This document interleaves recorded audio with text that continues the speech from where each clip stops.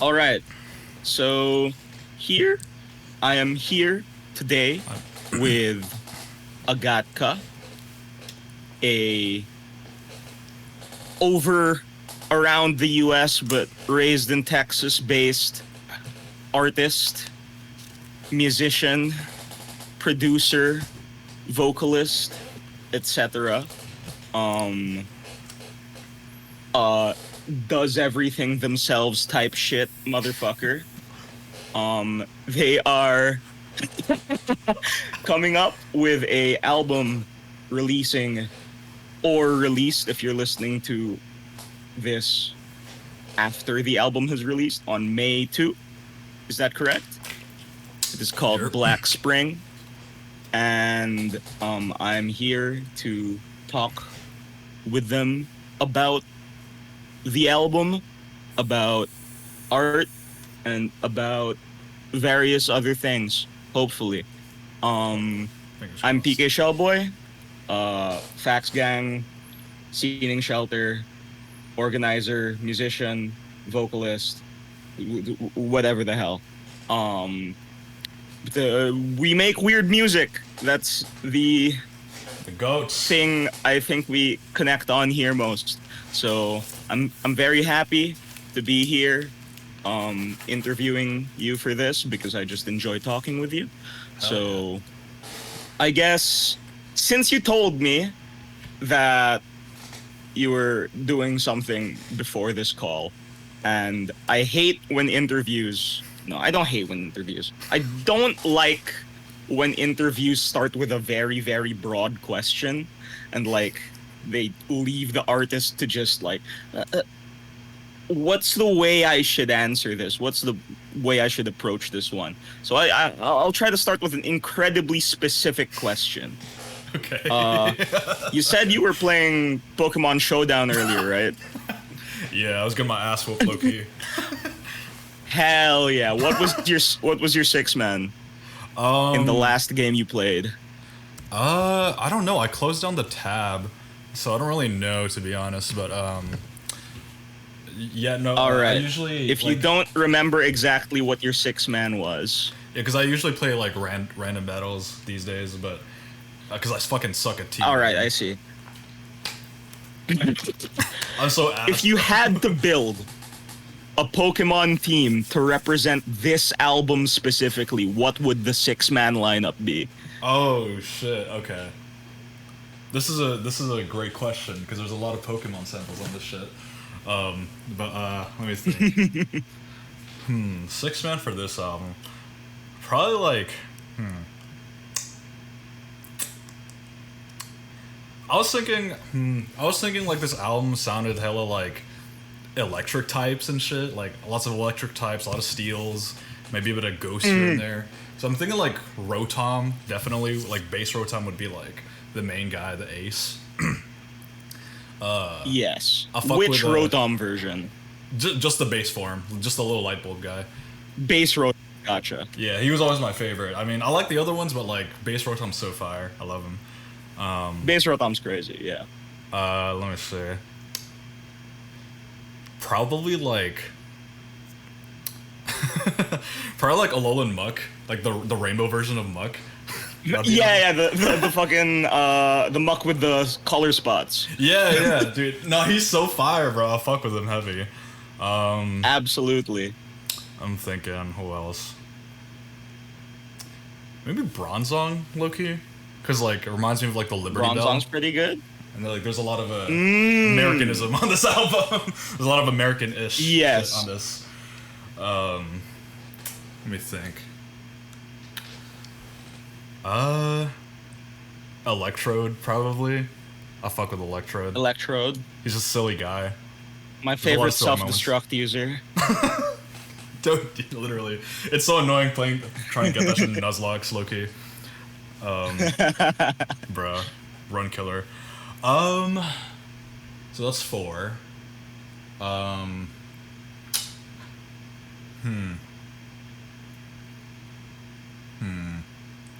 I gotta include a fairy type low-key, I think. Especially given the last track on the album, no? Oh, Yeah. Fuck it. Well, no, not Sylveon's too easy. Nah, fuck that. Well, Loki, we'll go with Xerneas, Loki. Even though it's a legendary, it's like I feel like it's like a because it's kind of like it's fairy type, but it's like there's like a kind of like evil swag to her that I really fuck with. Yeah. Yes, I Like get she what you're literally saying. controls life, and it's like, dude, that's raw. That's some tough shit. And then Last one. gotta be a water type in there. I love water types. Oh, Tentacruel. Tentacruel. Okay, that's a classic right there. This is a good six man. Base Rotom, Alolan Muck, Bronzong, Electrode, Xerneas, and Tentacruel. I think yes. that sounds pretty representative, honestly. After four honorable- or five full listens of the- Honorable mention goes to Cryogonal. Ooh, I feel like I missed out on an Yes. ice type. So some parts on this album sound pretty icy, but yeah. Cryogonal to me always felt like Ascended Glalie. Yeah, no, it's just a much better Glalie. It's an ice type with like actual defensive merit, and it's cool, bro. It's just a fucking snowflake, bro. It's He's so cool. sick. It's just sick. No, literally, I love the Cryogonal. Yes. Now that we have the specific icebreakerish question out of the way, I remember you talking to me a bit before this interview, like a few days before this, telling me that even during the process of making the album, you were telling me a bit about this, but you said that it's slowly cobbled together from like a lot of sessions from a lot of different times over the past like 2 years, 2 years, no, Yeah, 2 years. Yeah. I guess I could say except for the one track direct in the middle. Yeah. Yeah. Prettiest Pink. Yeah, that's a Parfait era song. But yeah, I guess if you want to be specific, like I started I knew I wanted to start how I wanted to start this album was on sometime like May of last year, but technically it's been in the works for 2 years. I guess you could say. Yes. Because I think like after Parfait, I stopped after Parfait, for a few months I kind of just took a break to just kind of like get myself together so I can get back on my music shit. And I was gonna release an album in 2024, but like there was a lot of things that happened in like a very short span of time, and I was like, you know what? This is not the best time for. I have no motivation to do this. I don't really want to put out an album. Yeah. My heart is not in it right now. I'm just gonna chill out and just work on something else, or just try to get back on my feet. Which was That's good on you for knowing that. oh yeah, no, I think for Parfait I didn't know when to stop, and that's why it kind of sounds the way it does. It's I'm glad I gave myself a little bit of a break, or at least a shift in direction. So that's good. Yes, that's great. So, since it was made over the course of around seriously a year, and then like some stuff from before even you seriously started envisioning it as an album, how was it like to cobble together a full piece of work from something where the individual like parts are born out of so many different head spaces and mental states, if that makes sense? Like, because I remember you also saying that a lot of the songs were like at least written and recorded mostly in a very short span of time, and then you worked around that, right? I guess you could For say some that. of the songs, at least. I remember you saying something like that. Yeah, no, for a decent portion of the songs, like I would say like a month or two before it comes out. A lot of the songs did end up getting finished, but for a good majority of the album, it was just kind of like, okay, I'm gonna write this like now and then worry about it later. I'm gonna produce this beat or Yes. whatever and worry about it later. And as I would go along, I would just kind of like make tweaks to like lyrics or the beats or whatever. And it was kind of interesting because I was also experiencing like a lot of like rapid change and a lot of growth within myself as a person. So it almost felt like I was collaborating with myself. Like I was collaborating with like a lot of different people at once, but really it's all just me, if that makes any sense. Yes. Okay. That's a really interesting way of putting it, especially considering the first track, Pistol Round, the opening refrain being 1v1, it's just me and me. That's a really cool thing to put into perspective if it felt like a collaboration between you and yourself, essentially. Different versions Yeah. of yourself, is what you're saying. Yeah. That's sick. For sure. So tell me about the opening run of the album. How what's this? Why are those the first 3 tracks? Those three. Okay. So it's really interesting because like I've always known that I wanted Pistol Round to be the first song because it's like, you know, I mean you play Counter-Strike, so it's like, you know what a pistol Yes. round is. It's like bare bones, no one's got shit. It's like it's literally just you and Yep. like your raw skills of like and your raw game knowledge and shit. Yes. So just like Game sense. yeah. So in a sense, it's like it's probably one of the more that's why it's one of the more stripped back song like quote unquote stripped back songs on the record 'cause Compared it's to like- everything else, yes. compared to everything else, yeah, because it's like all right, I just need something simple to just I need something simple but effective, Yes. which is why it's damn, I lost my train of thought, Loki. Shit. Yeah, it's a very simple song, but you get the idea of what it's about, especially when you go into the lyrics of the verse. Just like, you know, this just me essentially traumatized. I mean, and that's the whole album, but like Yeah. this song in particular is like, all right, I'm not fucking around, no bullshit. I'm gonna tell you straight how it is. My life sucks. And like that's gonna be the tone And- setter. Yes, exactly. I think that's what what an album intro should do most of the time, is like give you a little tidbit, like this is what this album is going to do, rather than this is an encapsulation of everything the album is at once. It's just like, okay, this is what's ahead of you. This is what we're going to do for today. Here's the lesson plans. Yes. So that, with Pistol Round, straight into Roll the Dice, I Lose Again, with, I mean, that kicking in with the sample and then the huge 808 crash in. Why did you want why did you want it to punch so hard immediately, even after the first punch was already pretty fucking damn hard? Okay, my actual reasoning is like, it's gonna sound hella bitter and annoying, but like this is genuinely how I was Alright. feeling. So I was going back to Parfait in like the months and years past, like after it been released, and I was just Released like, it.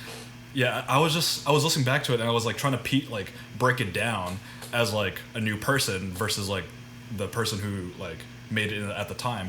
And I was like, yes. why is this so fucking slow?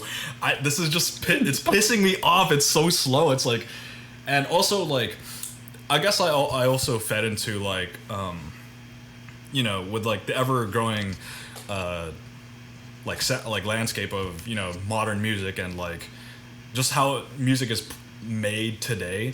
I kind of wanted to feed into it because like you notice songs that are like songs now that are hits that are like 2 minutes, 3 minutes, like they barely have a fucking Sometimes even less, yeah. sometimes even less, and they still become hits. And I'm just like, Yeah. okay, let me try and like experiment with that low key, because it's like, in a sense, it's like an action film. Like you're being dropped in like the middle of a scene. Yes. And your fucking suspense is just so like, you're already on the edge of your seat, so it's like, oh, what is this? Like, I don't know what the hell is gonna happen, and this is kind of freaking me out. But I'm interested. The album itself starts in medias res, essentially. Yeah, yeah, basically, yeah. In a sense, That's cool.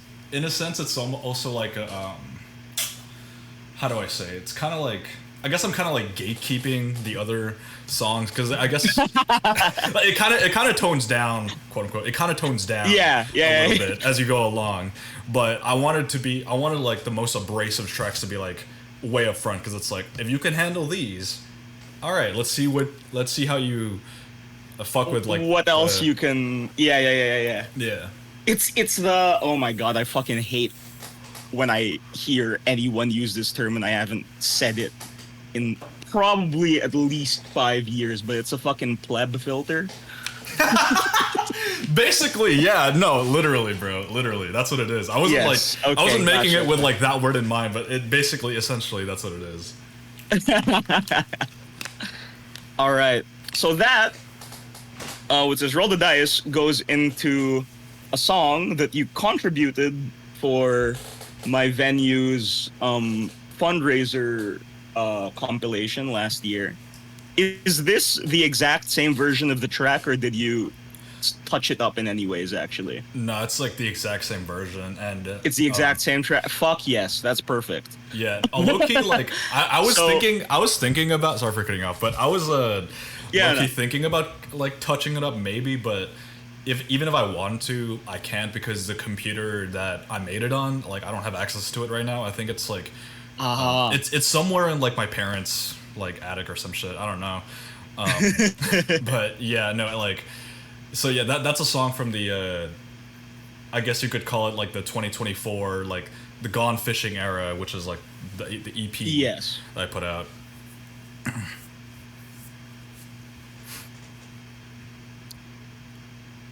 So with DoorDash Therapy, why was that the track you chose to put on the compilation first? Because I was okay. I guess a bit of context first. DoorDash Therapy, the third song on the album, was also on a, again, fundraiser compilation that I organized for my venue here in Manila. Because we're currently closed and we're trying to scrounge up some money for repairs. And I asked a lot of friends from locally, Manila, but also since I'm a very online person, I asked a bunch of friends from all around the world, and you were one of the people I asked. So why was this the song that you chose for that, and why did you choose to put it on this as well? The answer is not as flattering as you want it to be, but it was low-key just vibes. Low-key just vibes. Great. Lovely. Sometimes that's all you need. Like it was privated on my SoundCloud for so long, and like I just like I think like what you had asked me to put it to you had asked me if I was interested in putting anything in, and I think if I remember correctly, I told you at the time like I don't know, I don't really have anything that's like worth showing, blah blah blah. But I don't remember. I think I was like at work or something, and I was just like listening to like the random shit I had on there, and that song came on, and I was like, wait, this shit is hard. Maybe this could work. Yeah, maybe I can give this to somebody. I don't know. Like maybe I don't know. But I didn't initially when I had that epiphany. I had no intentions of putting it on this album. Actually, like DoorDash Therapy was actually like a very very late addition to the track listing.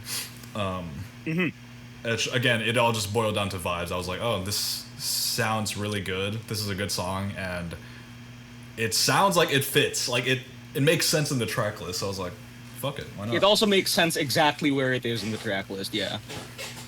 Speaking of cutting things from track lists and working on a lot of things for the course of an album, how many, I guess, finished quote-unquote songs do you think you had for the entirety of these, like, these sessions, I guess, that were considered for the album?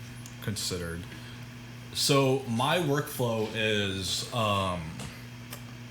I try to like imagine a track list, or I try to fill a quota of like, okay, how many songs I need to do, like what kind of songs should go here, songs should go there, etc. So I don't normally try to finish songs that I know isn't really gonna fit or my heart just isn't into. But with that being said, I think, yeah, I think there's like one or two bonus songs that I just left out for this project. But as for demos, or like stuff that I was actually writing to and like had production for, etc. Like just demos. Yeah. At least like 50 or some shit, 50, 40. There was a lot. Yeah, no, there I was mean, a yeah, lot. considering you were saying that stuff was made like just without really regard at first to whether it would fit on an album or not. You were just making stuff a lot, right? Yeah, I was just At least making early shit, on just in the whatever. cycle. Yeah, just whatever Yeah. was on my mind, just whatever I felt like that day. I was just gonna make Mhm. stuff, and if it got put on the album, sure, or if it took life in another form. Like there was definitely a few songs on here that either I pulled from like the songs were what you hear on record. I just pulled it from like a maybe in like an unreleased song or just another demo, or like maybe it's just like the bass song, but I changed some things. Like Pixelate was, that's an example of like where the closing track. That's a Yeah. what was I gonna say? Yeah, when I made that beat, I was just kind of vibing. I made it in. I made it over like my fucking JBL speaker, just kind of chilling in like an Airbnb or something. Like no, like seriously, I was just kind of like yeah. just making shit just for me to listen back to and be Yes. like, oh, and to like show my friends or whatever, be like, oh yeah, this is a pretty cool beat I made, whatever. And then there was like I think like, I think that I was in LA or something. Where I was just kind of going through like a bunch of beats in my hard drive because I was really just trying to like bang a lot of this stuff out, and I was like, "Damn, a lot of these beats are really good. A lot of these tracks are really fucking good. They just need like minor adjustments, but they're so insane. I should do Yes. something." So that's how, yeah, songs like Pixelate and actually Cameron County Cowboys came to be because that was like that's old. That's The old. I'm not going to lie, like the tracks that are primarily built around the sample on this album are all fucking ridiculous. Cameron County Cowboys and Pixelate especially. Like I mean those are clearly sample flip tracks. Yeah. Pixelate, shout out Rolling Girl. Shout out. I Rolling remember Girl. you I remember you talking to me at one point. Like, I'm listening to a bunch of Vocaloid trying to find a song to sample. Was that from that time? No, Because that actually. Oh, sorry for cutting you off. But that actually wasn't. Okay. Yeah. I don't know what. Now I remember this conversation now, and yeah, I think I actually went with. I tried like flipping I flipped a bunch of different like Vocaloid tracks. None of them were really hitting, and I was like, all right, you know what? I just need to like make something that I know that I will like from a song that I know that I love, and that's kind of where that came Yes. to be. gotcha. I think that's a good way to go about it. Cause I don't know. I feel like when working with samples in a way that's recognizable, like when because I mean there are a bunch of songs that use samples that you can't tell what the sample is and you're not supposed to be able to tell what the sample is. Yeah. But with songs like how it is on Pixelate or Cameron County Cowboys, I feel like the best way to approach those is for the sample to actually be important to the artist. Oh yeah. Cause like that already music is connected with the artist, the music that it's based around. So it should be easier to get some sincere and genuine emotions out of them if they're working with something they care about. Oh yeah, no, I think. absolutely. That's why I love sampling, because it's like you, in a way, you're kind of showing your listeners or other people like what your music taste is, like other than the music that you actually make yourself. Sampling is just another way to show your personality without actually having to like, Yes. I don't know, go to Pitchfork or some shit and be like, oh, by the way, guys, I like matcha. I like matcha latte. I'm a matcha guy, or whatever. I just switched from coffee to matcha, actually. Good God, no, I'm sticking with my black coffee, low-key. I'm also sticking with my black coffee for now, and then maybe like a really, really sweet Starbucks drink whenever I feel like a piece of shit. So, yes, that's fun. I'm like the exact opposite with coffee. It's like I drink like the sweet stuff, like the energy drinks and like the matcha when I'm feeling like pretty good, and then when like I just feel like shit and I just need to like. You take the black coffee. It's the black coffee, man. Oh no, I feel like I kind of like black coffee when it feels routine, which is why I have it as my baseline. So like okay. these days, especially what's this, over the past couple months, I've been drinking a lot or black coffee almost every day in the morning because I can drink coffee again. I have not really been drinking coffee regularly over the past 10 years or so because of it conflicting with antidepressants. Oh, So, okay, I see. but I love coffee. I fucking love coffee. Shut up, coffee, And man. I'm glad to be able to be drinking it again. So, I guess speaking of routine, having talked to you sporadically over the course of the like last year or so, you have been in a lot of different places, and your routine seems to have changed a lot over the course. Like you've had lots of different routines. Yeah. Over the past, let's say, 2 years or so, I'd say, at least from what you've talked to me about. Mm-hmm. How do you think having so many different regular experiences in such a short amount of time shaped making something like this? Could you speak to me like I'm fine? I didn't quite understand that question. Okay. all right. So, let's say daily, you usually have a thing that you want to do or have to do based on the location you're in. And you've been in a lot of different locations recently, like Yeah. over the past while. Yeah. And your location informs the things you do on a daily basis. So, yeah. because you've made music with so many different daily routines over the course of this album, how do you think that has influenced it, I guess? Okay. I think I see what you mean. I mean, it's honestly really hard to say. Like, it might be a lot easier to say this because, or like, try to explain it from a third person point of view, because with all this rapid change, I don't really notice it day to day. You know what I mean? Yes. And I guess I haven't really had the time to like sit down and just think back on like just how much I've changed. I mean, I definitely know that I've had growth as a person, but Yes. to really know the scope of it is I haven't had the time to do that. So Yeah, that's and it's hard not just to do that, but like it's impossible to truly know the scope of your own change, I think.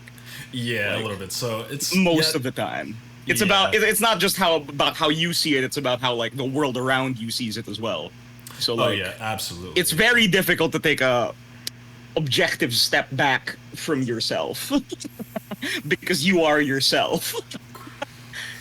Absolutely. It's like the But- it's like the saying like it's like the fucking meme with like the dog is like, he mad as hell because day to day like nothing changes, but when he looks back, Yeah. or some shit like that. You know what I'm talking about? Yeah. Just something where it's like the base of the meme is an animal photo, and then Some like philosophical quote. the text is some sort of vague musing on existence. No, literally. Gotta make sure I'm still recording. Hold on. Memes. Damn, memes. Loki's so Fucking beautiful. memes are incredible. I think as internet raised people, I don't know. The thing is, I've seen like the word meme grow from like "You're the man now, dog," YTMND.com shit, to short videos on YouTube that you share to your grade school classmates, to it being singular images now. Like, you just call the photo that you send over group chat a meme. Yeah, and it's like some random bullshit, like a zoomed in like screenshot or some bullshit. It's like Yeah, it just exactly. doesn't make any sense, and it's fire. I kind of fuck with it, low key. And that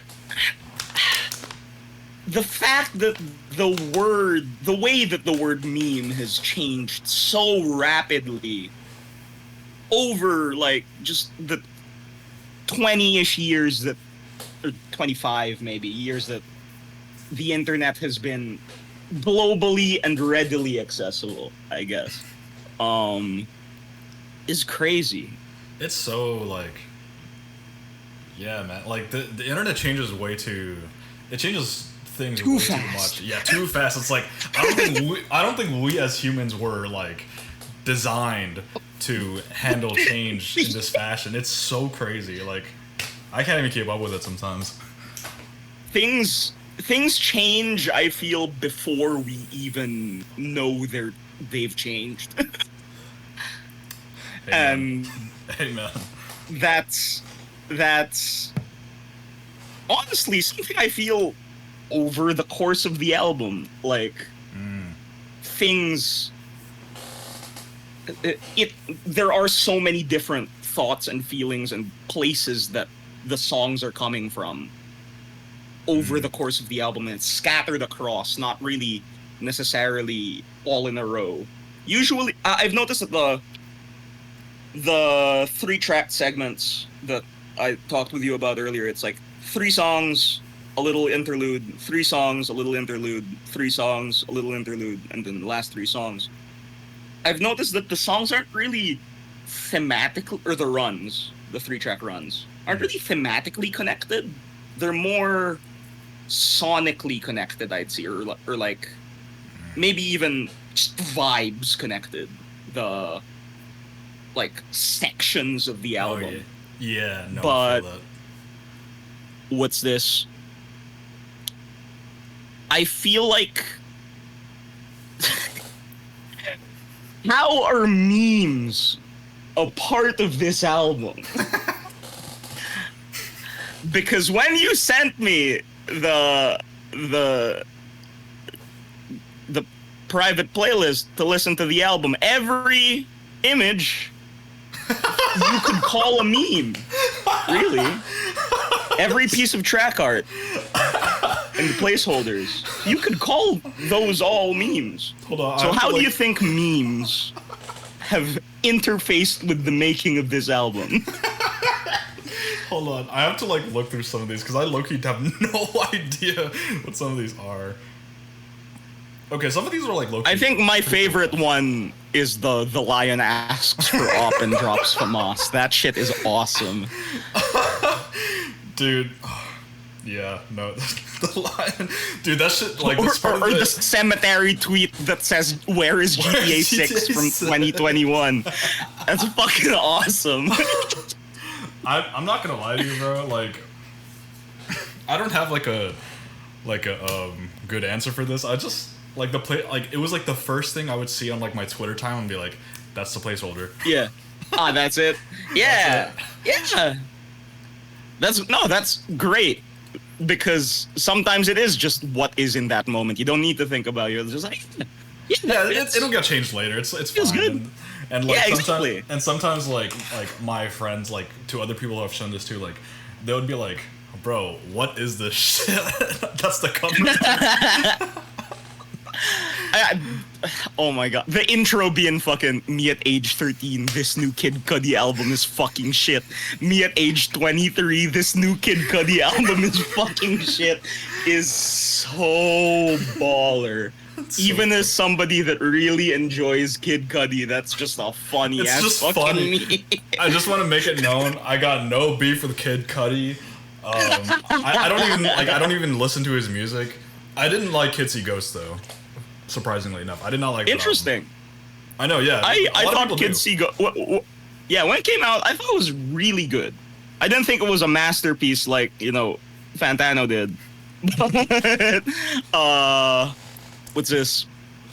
I mean, in general, I liked that era. The Wyoming sessions, as the yeah. Kanye fans would call it. I thought that was a really interesting period, and maybe like the last truly decent period of Kanye's discography. Donda's fire. I like Donda. Not a lot of people do, but I. Oh, Donna's great, but like it's clearly the tipping point. Is Yeah. I guess what I'm saying. Like Okay. Wyoming's felt like okay, this could still keep going. Yeah. When I- Donda happened, it was like okay, it's over now. For me, at least. Yeah, I was like, okay, this is a good album, but we gotta stop. We gotta stop. We and gotta then he stop. didn't. And look where we're at He now. did not stop.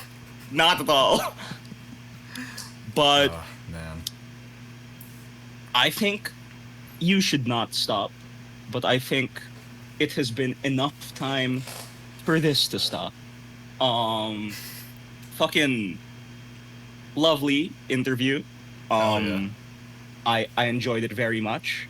I wish you the best with the release of this album. I think it's fucking excellent, and I can only hope to witness you create more great music. That is all. Hell Any yeah. last words you would like to say to the listening public at home?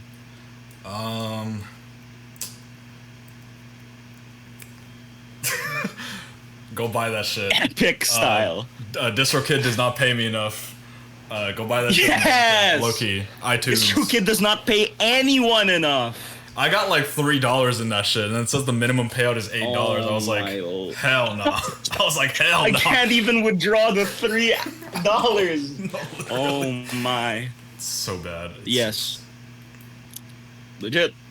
So, Zandano, support your local artists, support your international artists. If they make good shit, no matter what medium, make sure you're making sure they're compensated. So, we This can goes for every continue artist. making good Buy stuff. that shit. For every artist, for every worker, really. Absolutely. I think everyone deserves fair compensation as long as we still live under capitalism. Oh no, cut my mic. Cut my mic, I'm gonna talk politics. So let's cut right now. We can talk Have a about good politics. day. I don't mind, bro. There's a lot of politics on the album, so it's like, Oh no. if you want to.